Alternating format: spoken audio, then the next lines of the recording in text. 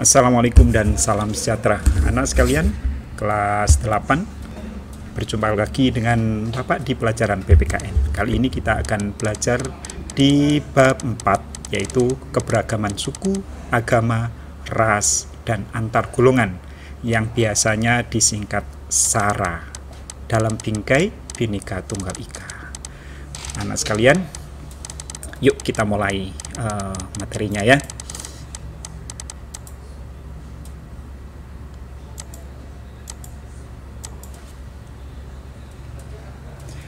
Oke, yang pertama kita pelajari adalah keberagaman dalam masyarakat Indonesia.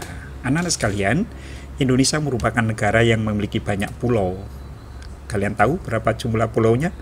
Ya, walaupun ada banyak pendapat ya, tapi semuanya mengatakan bahwa jumlah pulau di Indonesia itu melebihi 17.000 pulau, baik pulau besar maupun kecil. Dan kurang lebih 6.000 diantaranya sudah memiliki identitas atau memiliki nama. Sisanya masih belum punya nama. Berarti pulau-pulau itu masih kosong, anak sekalian ya. Nah, anak sekalian, yang terdiri dari banyak suku. Anak sekalian, tahu nggak kalian berapa jumlah suku bangsa di Indonesia? Menurut sensus penduduk tahun 2010, jumlah suku bangsa di Indonesia itu adalah 1.128 suku bangsa. Wow, banyak sekali. Dan tahukah kalian 10 tahun kemudian, sensus penduduk tahun 2020, jumlah suku bangsa di Indonesia itu sudah semakin bertambah, bukan berkurang ya. Berapa jumlahnya? 1.300 suku bangsa. Sangat banyak anak sekalian. Di samping itu juga ada agama dan ras. Anak sekalian, keberagaman yang dimiliki menjadi ciri khas Indonesia. Masyarakat harus bangga dan menjaga toleransi. Nah, anak sekalian, oleh karena itu maka kita mengenal semboyan negara Indonesia, yaitu Bhinneka Tunggal Ika, berbeda-beda tetapi tetap satu. Anak sekalian, keberagaman di Indonesia itu sebenarnya banyak sekali, ya, tidak hanya SARA ya, suku, ras, agama, antar golongan. Namun yang kita pelajari sekarang cukup itu saja dulu ya. Nah, keberagaman ini anak sekalian, di satu sisi memang akan menjadikan Indonesia ini negara yang indah ya, yang warna-warni ya. Kita mengenal ada istilah berwarna itu indah, berbeda-beda itu indah. Iya, memang betul anak sekalian. Itu kalau kita bisa merawat keberagaman atau perbedaan itu dengan baik, ya. Karena memang dunia ini diciptakan oleh Tuhan dengan keberagaman. Kalian bayangkan kalau dunia ini, anak sekalian, diciptakan oleh Tuhan misalnya hanya satu warna, putih saja, atau hitam saja, atau hijau saja, atau laki-laki saja, atau perempuan saja. Tentu ini sangat membosankan anak sekalian. Nah, keberagaman itu akan menjadikan Indonesia menjadi beragam, menjadi kaya budaya ya, kaya adat istiadat, ya, kaya pola pikir dan lain sebagainya. Namun anak sekalian, kalau keberagaman ini tidak dirawat dengan baik, justru akan menimbulkan ya bencana, karena akan menimbulkan konflik. Kalau sudah terjadi konflik, maka akan menimbulkan disintegrasi atau perpecahan. Oke, kita lanjutkan dulu ya.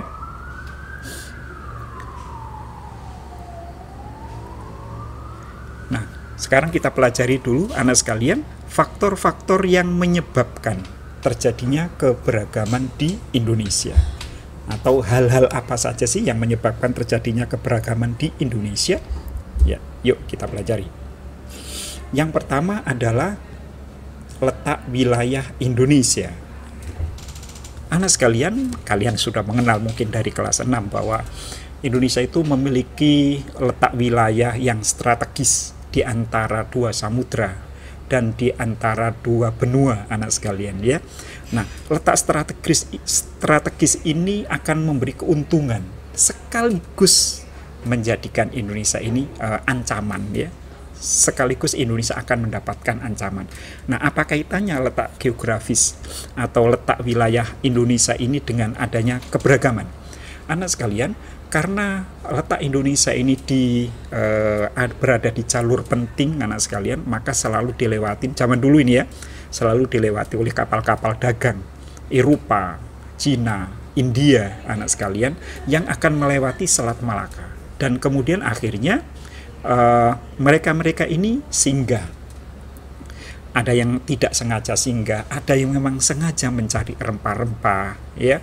Nah, kemudian mereka berdagang, mengenal masyarakat Indonesia, ada yang kemudian bertempat tinggal, lalu kemudian menikah dengan rakyat atau warga lokal ya di Indonesia. Akhirnya terjadilah anak sekalian perkawinan silang Indonesia dan Eropa, Indonesia dengan Cina, Indonesia dengan India dan lain sebagainya, dengan Arab juga. Nah, akhirnya anak sekalian terjadilah keberagaman. Nah, dari situ sudah mulai warna kulit ya, kemudian bahasa, budaya, adat istiadat sudah mulai berubah. Oke. Yang kedua adalah perbedaan pada negara kepulauan.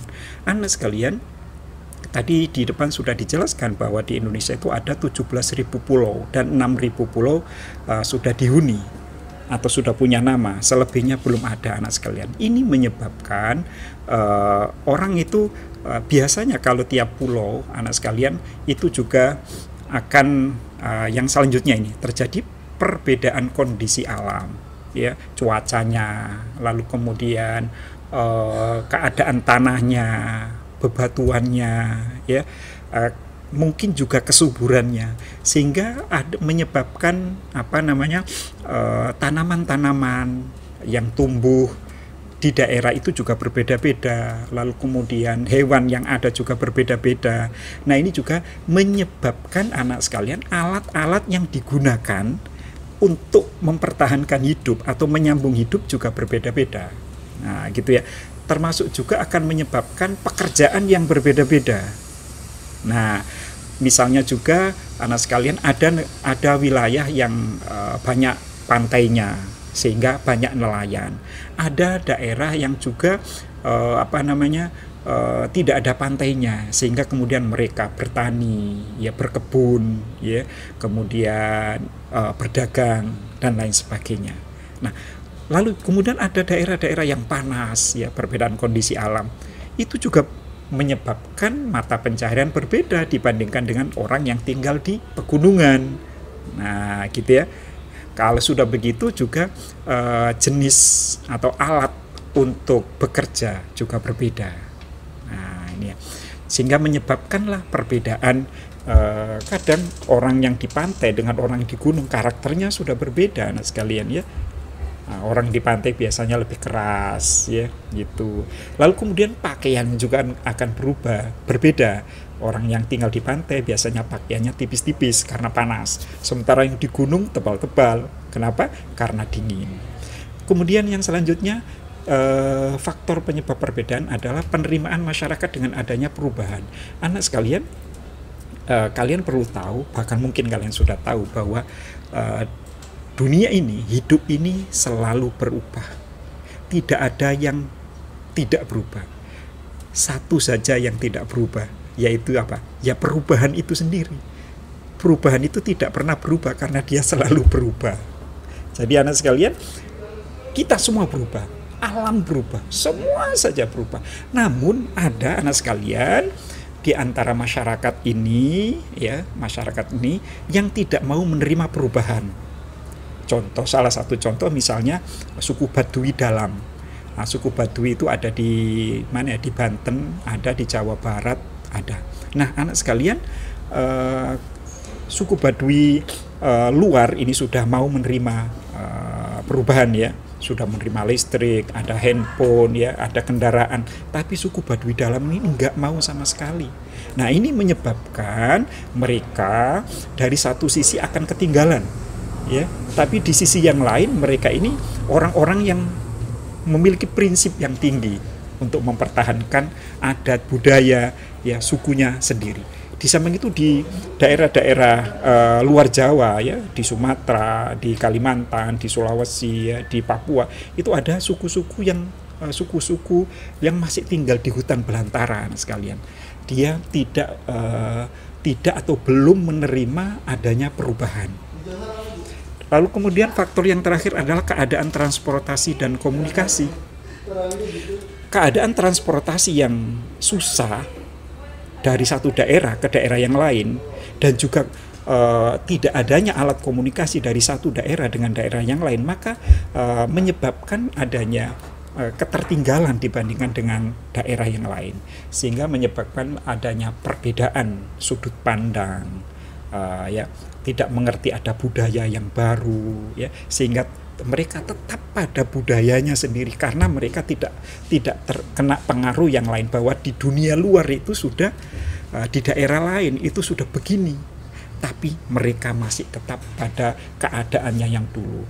Dari segi pengetahuan mereka kurang, ya, dari segi pengalaman mereka kurang, dari segi misalnya juga tentang kesehatan, mempertahankan diri, membersihkan diri, ya, ilmu pengetahuan, nah itu akan berbeda dengan teman-temannya yang ada di daerah yang sudah transportasinya lancar, lalu kemudian komunikasinya lancar, seperti yang kalian alami sekarang.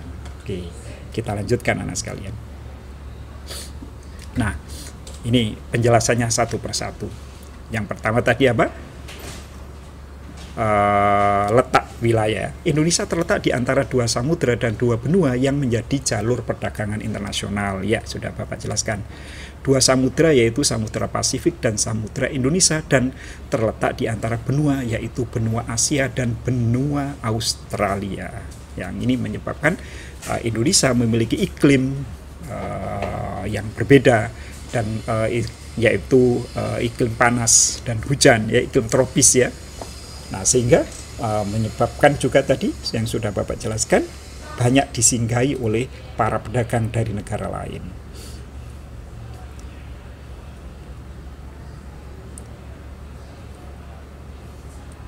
Indonesia memiliki ribuan pulau yang secara fisiknya terbentang dari Sabang sampai Merauke. Setiap daerah memiliki ciri khas dan keunikan masing-masing. Ini adalah faktor karena perbedaan pulau tadi anak sekalian ya, sehingga setiap daerah memiliki ciri khas dan keunikan masing-masing. Kita lanjutkan perbedaan kondisi alam. Kondisi alam Indonesia terdiri dari pegunungan, daerah subur, padang rumput, dataran rendah, laut, dan rawa yang dimana sangat mempengaruhi perbedaan di masyarakat. Kekayaan alam yang dimiliki setiap daerah juga menjadi keberagaman yang dimiliki, mulai dari kekayaan tanaman, hewan yang berbeda-beda di setiap daerahnya. Tadi sudah Bapak jelaskan ya, sehingga mengakibatkan misalnya alat untuk bekerjanya berbeda. Tentu orang yang bertani dengan nelayan alatnya berbeda, karakternya berbeda, pakaiannya menjadi berbeda gitu ya. Nah, kita lanjutkan keadaan transportasi. Keadaan transportasi dan komunikasi yang dimiliki Indonesia juga mempengaruhi keberagaman. Tadi sudah Bapak jelaskan. Dan yang terakhir, penerimaan masyarakat dengan adanya perubahan. Sikap yang ada di masyarakat terhadap suatu hal yang baru, baik yang datang dari dalam maupun dari luar masyarakat, sangat mempengaruhi keberagaman. Tentu kita sebagai orang yang menerima tinggal di kota, tentu mudah sekali menerima hal-hal yang baru. Namun berbeda dengan yang tadi Bapak jelaskan ya, misalnya suku Baduy dan suku-suku yang lain di pedalaman, mereka banyak yang tidak mau menerima perubahan. Mereka tetap mau hidup seperti yang dicontohkan oleh nenek moyangnya dulu. Nah,